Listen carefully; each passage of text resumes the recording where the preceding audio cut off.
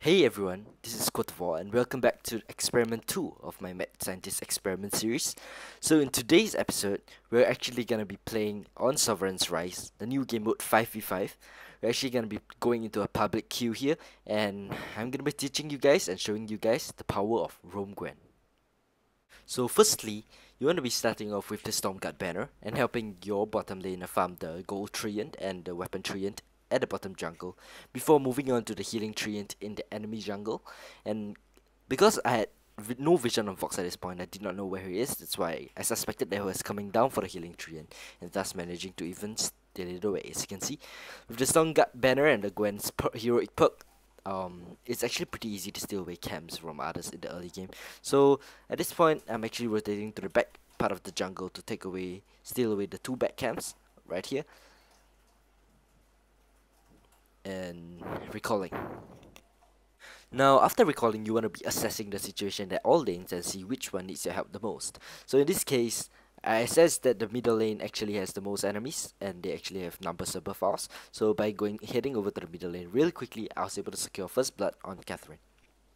As you can see, using the Battle River, I'm just rotating down to the bottom jungle to help my bottom laner farm the healing treant over here to get him some experience before pressuring the bottom lane, pressuring the Vox here, 2v1 and pushing mid off lane. So after which, I'm actually rotating back to their healing treant to see if I can steal it. Vox came out, thinking he could contest it. However, using my Skedaddle ability to block away the Merciless Pursuit and using my boots and heroic perk, I'm able to pick up Vox and also secure this healing treant against Catherine. Now, for support heroes, you may ask, why choose Roam Gwen or Support Gwen? Well, one reason that I can confidently tell you is that because of Gwen's passive ability on the B, the Skedaddle, it actually adds 1 to his movement speed, so making him the fastest ability when he's out of combat. And because by playing Roam Gwen, the playstyle is generally avoiding all combat and going for either the enemy camps, objectives, or split pushing, or even soloing out certain objectives in a mid to late game. You are often out of combat, so you actually move super quickly. This prioritization of movement speed in this new update is due to the change from the map Halcyon Fall to Sovereign's Rise, and because Sovereign's Rise is so much bigger than Halcyon Fall, and to be able to travel from the bottom lane to the top lane as a support of the team takes a super long while. However, with Gwen, and because it's the fastest hero out of combat, it's actually super easy to rotate from the top, the mid, and the bottom lane. Anywhere you want, as you can see, even from the shop, I was able to rotate real quickly down and get to get a kill on Vox actually. After that, Varia was able to take the turret, whereas I'm just stealing away more camps with the Stormguard banner that I built early on. Now, due to the spec client having some problems with displaying the builds correctly, I'll actually be going through the builds as I get the items one by one. So, you start off with a Stormguard banner, and then your first shop you want to be getting tier 1 boots and Swift Shooter, because that can help you rotate around the map and also farm the creeps faster. So after turning your Stormguard banner into Storm Crown, even with the Stormguard banner, it's actually super easy to already counter jungle, as you can see from my first rotation, actually taking away so much of the enemy jungle. Let's just wait until the fight over here plays out, and I was able to use my ulti, but Vox, because of his healing flask, managed to stay alive. But with the Stormguard banner, I was able to help push with my Varia and take the first turret at the bottom lane. Now, before we go back to talk about the builds, let's just watch Glaive try to gank me by hiding in the bush and thinking that I'm a super squishy Gwen, but in fact I'm not. I'm still holding on to my healing flask as I'm baiting Ringo to chase me right here. He was unable to kill me. I popped my healing flask, I was able to go back in, swoop in for the kill, and finish off Samuel here after Jules' ulti hit 1 or 2 ticks on him. Okay, so let's go back to the builds. Now first, because you are building the Stormguard banner, you are able to already counter jungle from level 1, level 2, and after that you want to be rushing your Storm Crown along with getting just on the way of your Storm Crown, just get a Sprint Boots and also a Swift Shooter to help you farm and counter jungle easier. So actually this fight over here was pretty bad. I got quite greedy and was trying to pick off a Ringo here, and in fact paying with my own life. Now, let's go back to the builds, of course. Starting off with the Stormguard banner, getting a boots, a Swift Shooter, and then building it up to a Storm Crown, After getting your Storm Crown, you're pretty much set in terms of clearing the jungle. As you can see, you're able to take both the Treants super easily, and you're actually getting some additional health from the stats of the Storm Crown. The next item you want to be rushing is your Journey Boots, because Gwen is already the fastest hero out of combat. You want to even make it even faster by getting the Journey Boots. That way, you have literally no trouble traveling across the map in a few seconds. So as you can see in this fight that plays out here, I was able to just get recall and get to the top lane real quickly because of my movement speed, and I was simply baiting Samuel here to chase me and waste time, even though I had a healing flask and I was ready to pop it anytime. So after securing the healing camps on our side jungle, I tried to see if the enemy side is up, and it was. So after taking it, I conveniently walked over to the gold treant over here, and because I had a storm guard, actually the storm crown already, it was super easy to just take away the gold treant and then just walking by, taking the weapon treant as well. So literally I was taking the whole of the top jungle before heading down to the mid.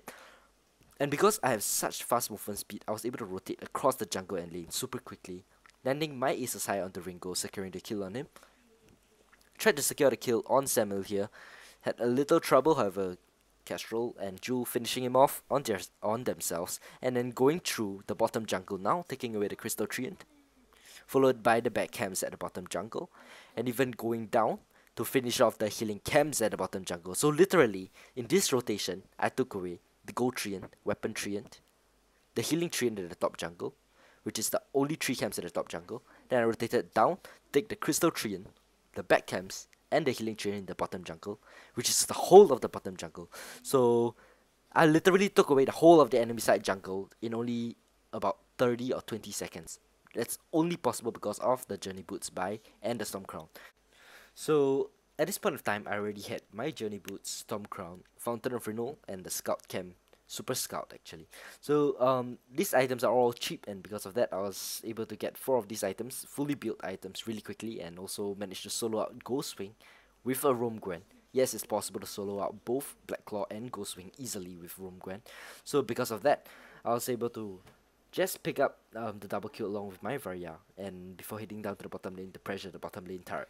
So at this point of time, I told the team to pressure both mid lane and top lane such that, and try to engage the enemy into combat such that me being a Roam Gwen could split push and take away the first turret on the bottom lane with my Storm Crown and slight attack speed from the Swift Shooter. So I actually created Roam Gwen in the sense that I wanted to use it to counter heroes such as Flicker, Taka, and Crystal Kestrel because of their stealth and the update to vision. It's actually super hard to keep track on where the stealth heroes are, but with Gwen's low cooldown buckshot, I was able to use that to counter these stealth heroes. Thus, to also add on to the countering of these stealth heroes, I'm actually gonna be getting the Super Scout, and the Super Scout is actually a super strong item in countering the stealth heroes because it provides immediate vision and it's harder to get rid of. So because of that, along with the cooldown that it provides for the buckshot, with this whole kit, it's basically the ultimate stealth heroes counter. Now, even though it was originally created simply to counter the stealth heroes, I didn't stop there. By testing and playing more Roam Gwen, I was able to realize that this is literally the strongest roam hero or support hero that I've ever played in the 5v5 map. And so, because of its super high movement speed, it's able to rotate and be anywhere at any time. And because of that, you're able to either reach the places to gank, reach the places to Fountain of Renewal, provide the itemization support to the team. You're also able to solo out objectives such as Ghost, Wing, and Black Claw, and that is super essential to winning. So even after getting all this, you are able to steal away the buffs from the enemy jungle, which is a huge advantage because as a Roam Gwen, you don't really have damage items, and the reason why you're able to output so much damage to even 1v1 the enemy carries is because you are getting the buffs from their jungle and your jungle, depending on whether you can get off theirs. Because if you're able to get off theirs, actually putting some of the heroes on the back foot. And as you can see with my team pushing with Black Claw here in the mid lane, I was able to solo out Ghostwing once again. However, because the team overextended slightly, they actually paid with their lives some of them actually paid with their lives. However, we were ultimately be able to take away the outer turret, the most outer turret of the mid lane, and I was able to also apply pressure in the bot lane.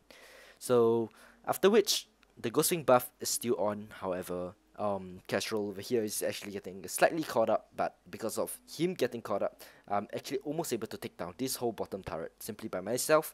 Actually didn't expect Vox to be able to respond so quickly. However, knowing that my team is coming to back me up, but however the glaive is actually coming to gank me, I was able to reflex block his afterburn before continuing to take a run. As you can see, I'm super tanky and can take so much hits. Now, because of the low cooldown skedaddle ability and my boots cooldown, I was able to run away so far from the bottom lane turret that my team was able to assist me and actually set up a gank such that we kill every single one of the enemy team except the glaive. And because Ghostwing and Black Claw isn't up, we weren't able to take away a huge objective. Instead, we will just go back and resetting. Gather to try push for one game-ending push after this. However, I needed the weapon buff here because the weapon treant adds a lot of weapon power for me as a roam Gwen. Like the little amount of weapon power actually adds up to a lot as I'm building as I'm prioritizing a weapon infusion for the attack speed, such that I can sell away my swift shooter to free up a slot, such that I can be getting crucible for my team. And also after the crucible, I'm actually getting aftershock. So the final build for roam Gwen is Tier 3 boots, Storm Crown, Renewal, Super Scout, Crucible, and the last item, Aftershock. So with Aftershock, as you can see, the proc actually hits super hard, along with the weapon buff and weapon infusion, and Storm Crown true damage on the enemy team. So even though the only weapon, or I should say the only damage item I have in this kit is Aftershock, which is already the last item, I was able to put out so much damage to even kill a glaive with Aegis simply by having a lance with a little bit of CC. He actually has 0 damage items built, or maybe 1. So yeah, you can see that this build actually puts out a lot of damage, both on objectives and heroes. Because of how tanky I am, I can actually 1v1 most of the heroes on the enemy team. Maybe on the exception of Ringo, but I'm pretty confident that I can even take down Ringo at this point, even after getting my Aftershock. And of course, we're capturing Ghostwing is not a problem, Black Claw is not a problem. So this last team fight, it was Varya actually overextending and giving away the kill to the enemy team. Jewel actually followed the Varya and died as well, and it was a 3v5 at this point. Now, waiting for me to enter the team fight, the Kestrel and the Lance was just waiting for me to come, and as soon as I reached the lane, I knew that they had 5 and had the numbers above us, so they would probably be doing Black Claw, and simply by walking into the pit, I was able to almost burst down the Vox instantly, wasted their Crucible at this point of time, and also we were actually fighting a 3v5 fight right here, as you look carefully. We're fighting a 3v5 fight. I'm actually 1v1ing a CP Vox over here with an alternating current build, even though I only have an Aftershock and the rest is just defense item.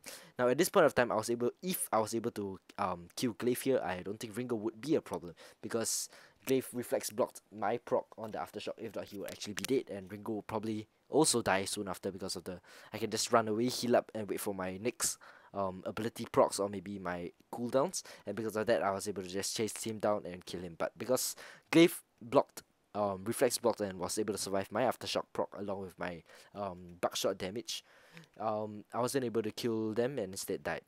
Fast forwarding to when I respawned, I actually went over to Ghostwing and was able to solo it out once again without the team noticing. Due to their poor map awareness at this point of time, they didn't notice that Roam Gwen was missing, and that they didn't notice the fact that I have literally soloed a Black Wing and a Black Claw and a Ghostwing all by myself. So after getting back to lane, this was the last team fight that we won, and we just won the game from here. So a final quick recap on why Roam Gwen.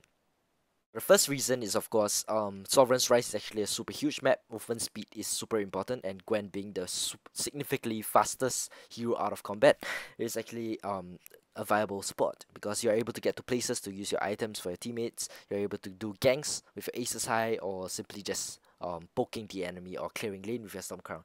So that's the first reason, and the second reason is that you are able to counter jungle super effectively due to, of course, your movement speed and the Storm Crown buy. The third reason is how tanky you are, and you're able to solo objectives such as Ghostwing and Black Claw, and that obviously are super important objectives, and it's amazing for a support to be able to solo those out. You also have a lot of vision with the Super Scout and your buckshot, your low cooldown buckshot, and you also have Skedaddle and the low cooldown boots for your escape.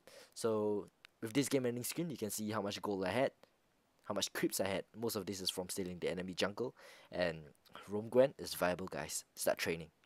So thank you all for watching, and I hope you guys truly enjoyed the video and learned something from it. Actually, you should be learning a lot from this video. But yeah, so this is experiment 2 of the Mad Scientist experiment series. I hope you're looking forward for more. Like and subscribe if you truly enjoyed, and see you guys next time.